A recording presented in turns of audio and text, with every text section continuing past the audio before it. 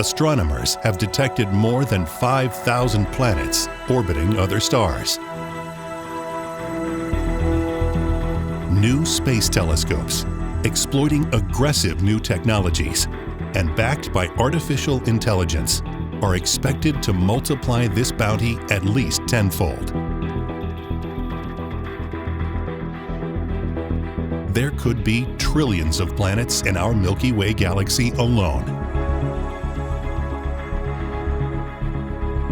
Are any of these alien worlds alive? Are living creatures common in the cosmos or rare?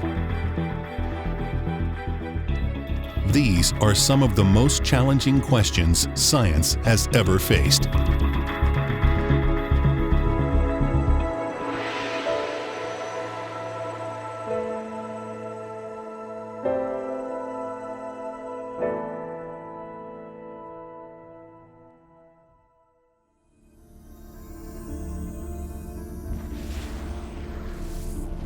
Clues to the answers may be found in the early universe, but they are hard to see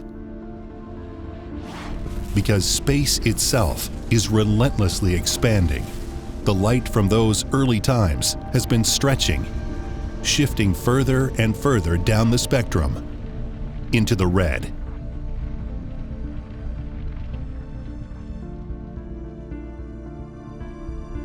To probe events that far back in time, astronomers must search with sensitive infrared detectors, like those aboard the James Webb Space Telescope, or JWST. Because Earth itself generates heat, these instruments must be placed far away in the cold of space and extensively shielded with their backs to the sun. Based on the Hubble Space Telescope Deep Field surveys, astrophysicists think they have a rudimentary model of how the universe formed. But the Hubble can only see back to a point about 500 million years after the Big Bang. And it lacks a spectrograph to identify which elements existed and when. The Webb Telescope could surprise them with details from only 50 million years since the beginning of time. It's not known why, for example, when the universe was just 5% its present age, there appears to be a sudden firestorm of star formation. Clumps of hydrogen gas quickly draw together, heat up, and ignite the fires of fusion. The cosmic sunrise, some astronomers have called it.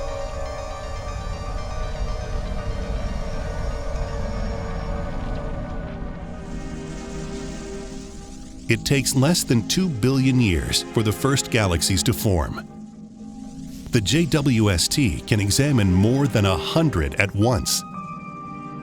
These young galaxies are small and disorganized, but they are populated with very large stars, perhaps 10,000 times more massive than the Sun. Burning hot and fast, these early megastars will not last.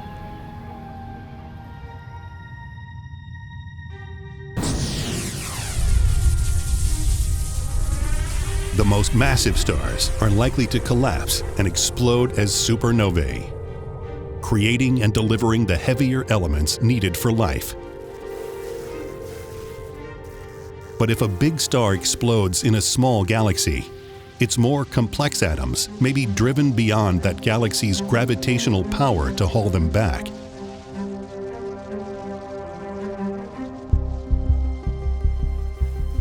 Our vast Milky Way galaxy, of some 400 billion stars, has enough mass to retain the rich chemistry needed for life.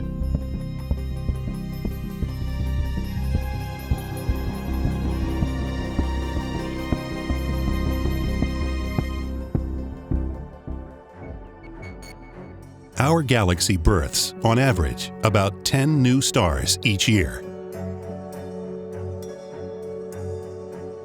The more massive a star, the hotter it gets. The faster it uses up its hydrogen, and the sooner it will burn itself out. Astronomers classify stars by their surface temperatures, which governs their colors. Big blue O-type stars, like Alnitak in Orion's belt, can be up to 100 times more massive than our Sun, burning up to 15,000 times brighter. But they will die in less than 30 million years. White Type A stars, like Sirius, the brightest star seen in the skies of Earth, are about twice as massive as our Sun. They can live up to 2 billion years, long enough for life to arise on their planets, but, based on Earth's history, not long enough to develop intelligence. Once begun on a planet, life probably needs a relatively smaller star to help it evolve, one that is stable and not stormy. A star like our Sun. We are living proof of what's possible. Our parent star is in the middle of its 10 billion year life. Clearly time enough for the happy accidents of evolution to build a world like ours.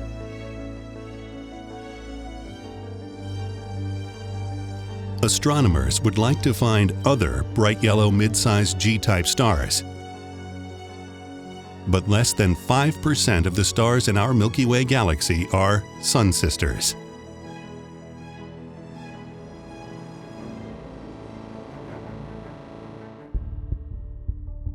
Cooler, lower-mass red dwarfs, the M-type stars, live much longer than ours. It is easier to detect Earth-mass planets that may be tugging on these small stars because the telltale wobbles in their stars' positions on the sky are proportionally greater. There are also many more red dwarfs than yellow suns. 3/4 of the stars in our galaxy may be these small M-type stars.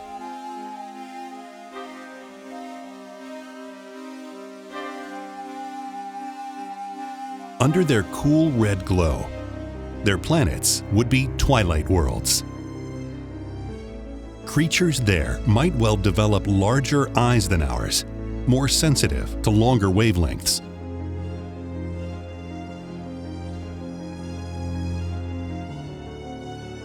With more time to evolve and more niches to survive in, it's tempting to imagine that these smaller, cooler stars could offer better odds of life.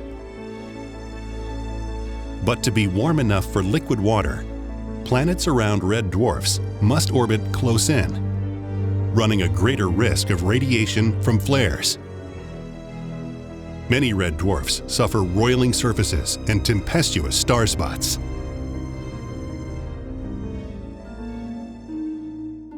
Even smaller, cooler stars lurk in the shadows. Infrared stars, also known as brown dwarfs, range between 15 and 70 times the mass of Jupiter, not quite massive enough to sustain nuclear fusion.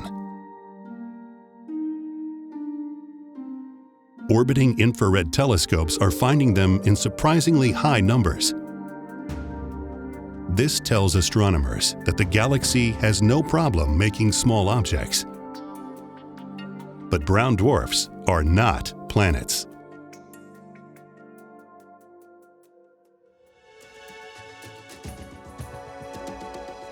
Gas giant planets may be only a fraction of the mass of a brown dwarf star, but they generate strong electrical fields and dangerous radiation.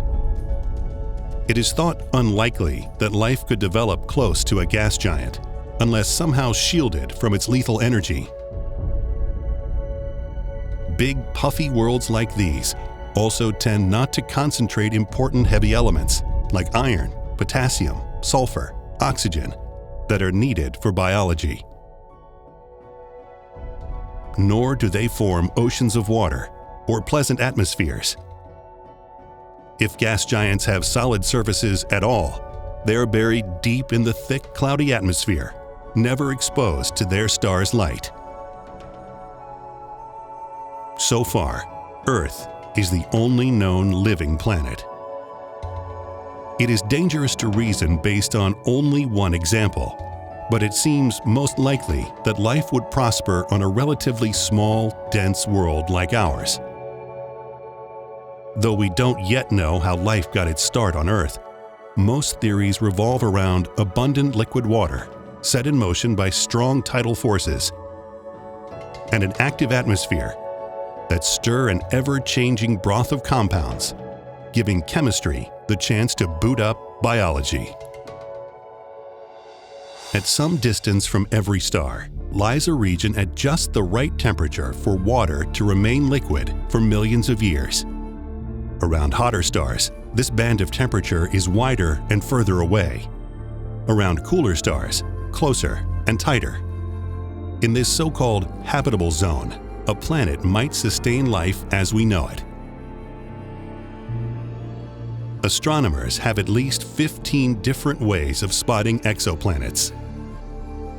So far, most have been detected by a slight drop in the brightness of light as the planet passes in front of the parent star, as seen from the vicinity of Earth. This is called the transit method. Astronomers have confirmed many planetary systems with more than one planet in the habitable zone of their stars. This particular system has 3 and is a promising early target for the James Webb Space Telescope.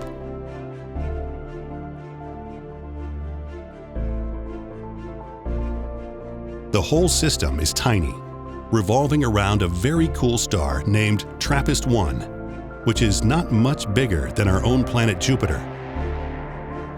All 7 planets orbit within a zone smaller than the orbit of Mercury, our innermost planet. Using the Webb to compare their atmospheres may give scientists a roadmap to detecting life in many other systems.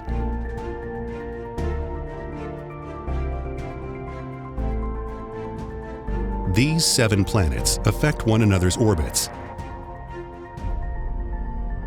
In a few such systems, the planets' gravitational interactions have pulled them into a stable, resonant ballet.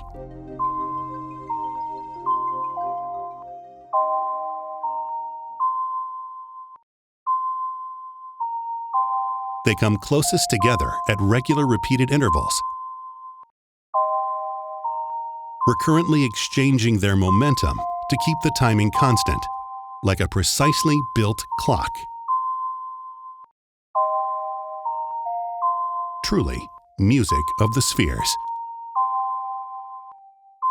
This exchange of energy can warm these little worlds, encouraging chemical reactions as tides incite their fluids to mix.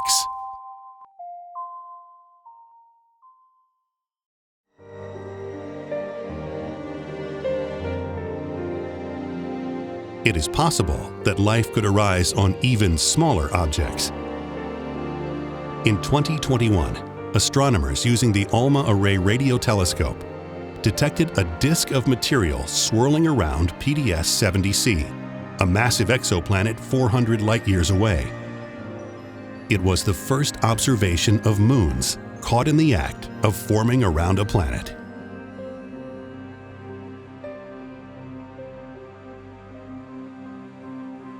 Once built, such moons can hold deep subsurface oceans beneath protective shells of ice. Exactly this is happening within our own solar system. Jupiter's 4 largest moons, the ones discovered by Galileo in 1610, flex and tremble due to tidal gravity. Ganymede, Callisto, and especially Europa are nearly certain to host subsurface oceans. Saturn's huge moon Titan and tiny Enceladus Each contain a liquid sea beneath their crusts. In February 2005, the Cassini mission first began picking up evidence of salty water spewing from large cracks in the icy surface of Enceladus. These could be snow globe worlds. Deep within the oceans of Earth, oases of life have been discovered. These lush ecosystems don't require sunlight. They draw energy and nutrients from hot water gushing through fissures in the seabed, driven by our planet's molten interior. A similar alien undersea realm on a nearby moon or a distant exoplanet may await discovery. It is difficult to imagine how such a detection could be made without sending a probe. There are plans to try just that in our own solar system. Stars, however, are almost unimaginably far apart. It's not yet practical to send spacecraft to even the very nearest ones.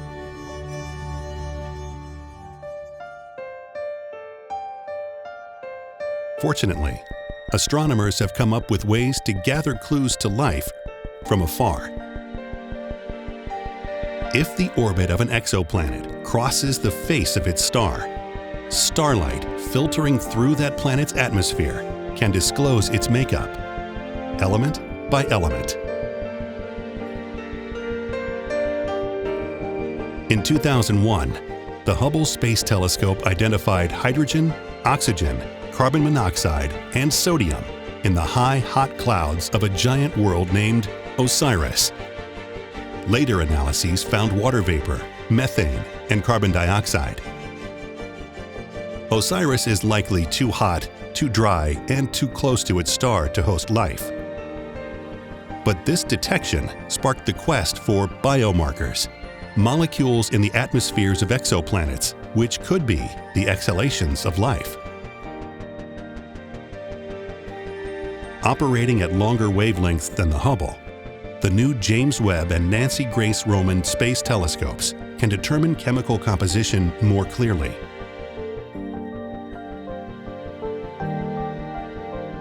The shifting balance between methane, carbon dioxide, and oxygen can point to the developmental stage of a planet's biology.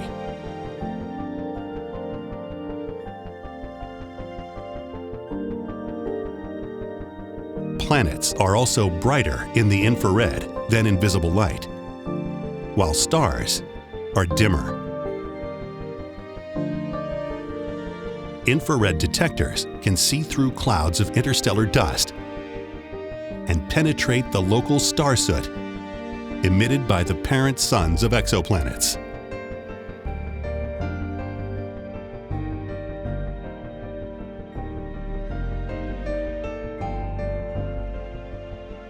By deploying a star shade, future space telescopes could simulate an eclipse of a parent star, blocking enough starlight to determine an exoplanet's overall color,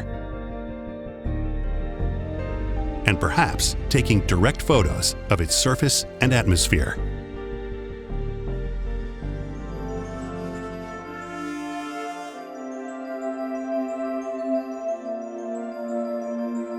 What astronomers are looking for are signatures of change.